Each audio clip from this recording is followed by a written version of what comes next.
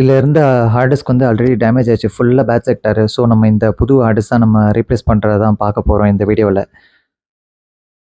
வணக்கம் மக்களே! இன்னைக்கு Dell 3584 லேப்டாப் தான் சர்வீஸ் வந்திருக்கு. ஹார்ட் டிஸ்க் இஷ்யூ, பூட் ஆக மாட்டேங்குது. ஓஎஸ் இஷ்யூ அடிக்கடி ஓஎஸ் கரப்ட் ஆகுது.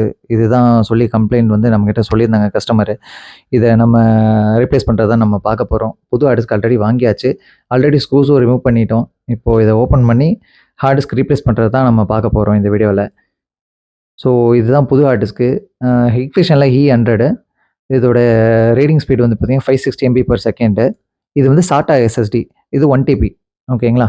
ஸோ இதோட பிரைஸ் வந்து ஒரு ரூ. 6000 அந்த ரேஞ்சுக்குள்ள வந்ததுங்க. இதுதான் நம்ம இன்னைக்கு ரீப்ளேஸ் பண்ண போறோம். பேட்டரி ஃபர்ஸ்ட்டு ரிமூவ் பண்ணிடுங்க. நான் ஆல்ரெடி ரிமூவ் பண்ணி வச்சுட்டேன். இப்போ வந்து டிஃபெக்ட் ஆன ஹார்ட் டிஸ்க் வந்து கடகடன்னு ரிமூவ் பண்ணிடுறோம். அது வந்து லேப்ஸ்ல போட்டிருக்கேன், டைம் லேப்ஸ்ல. இப்போ பழைய ஹார்ட் டிஸ்க்க ரிமூவ் பண்றது தான் உங்களுக்கு கொஞ்சம் டீட்டெயிலா காட்டப் போறேன். இத ரிமூவ் பண்ணும்போது கொஞ்சம் கேர்ஃபுல்லா பண்ணுங்க. ஏன்னா, அந்த ஸ்ட்ரிப் வந்து கொஞ்சம் ரொம்ப ஃப்ராஜைலு.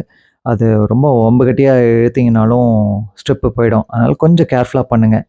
இது வந்து நான் பொறுமையா தான் பண்ணேன். பட் வீடியோ வந்து ரொம்ப லென்த்தா போகுதுன்றதால வீடியோ கொஞ்சம் ஸ்பீடா போட்டிருக்கேன். அவ்வளோதான். ஸோ ரிமூவ் பண்ணிட்டோம். இப்போ இத வந்து புது ஹார்ட் டிஸ்க்கோட நம்ம ரீப்ளேஸ் பண்ண போறோம். இதான் அந்த ஹார்ட் டிஸ்க்கு. ஸோ ஸ்பீடெல்லாம் வந்து பார்த்தீங்கன்னா, உங்களுக்கு பழைய ஹார்ட் டிஸ்க் கம்பேர் பண்ணும்போது இது கொஞ்சம் நல்லாருக்கும். இப்போ புது ஹார்ட் டிஸ்க்க ஃபிக்ஸ் பண்ண போறோம். அதையும் உங்களுக்கு ஜூம் பண்ணி காட்டுறேன். எப்படி மாட்டணுன்ட்டு. அ எந்த ஹார்ட் டிரைவ் நீங்க மாட்றீங்கன்னா, கழட்டுறீங்கன்னா ஃபர்ஸ்ட்டு பேட்டரி ரிமூவ் பண்ணிடுங்க. அதுதான் ஃபர்ஸ்ட்டு ப்ரொசீஜரு. இப்போ ஹார்ட் டிஸ்க் மாட்டுறத காட்டிடுறேன் உங்களுக்கு.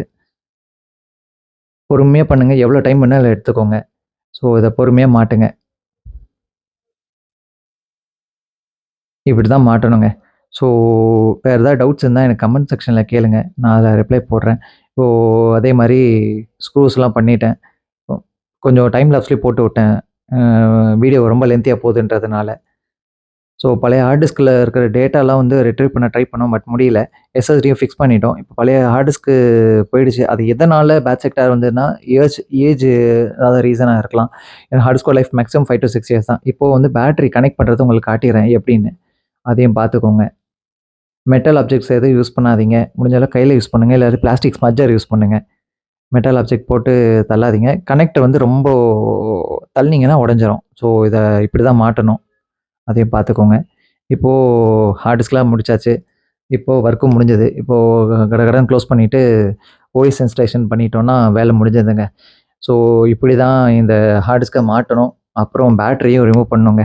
இப்போ ஓஎஸ் இன்ஸ்டாலேஷனும் ஸ்டார்ட் பண்ணிட்டோம். இந்த வீடியோ பிடிச்சிருந்தா லைக் பண்ணுங்க, ஷேர் பண்ணுங்க, கமெண்ட் பண்ணுங்க. மறக்காம சப்ஸ்கிரைப் பண்ணிடுங்க. வீடியோ பார்த்ததுக்கு ரொம்ப நன்றி மக்களே!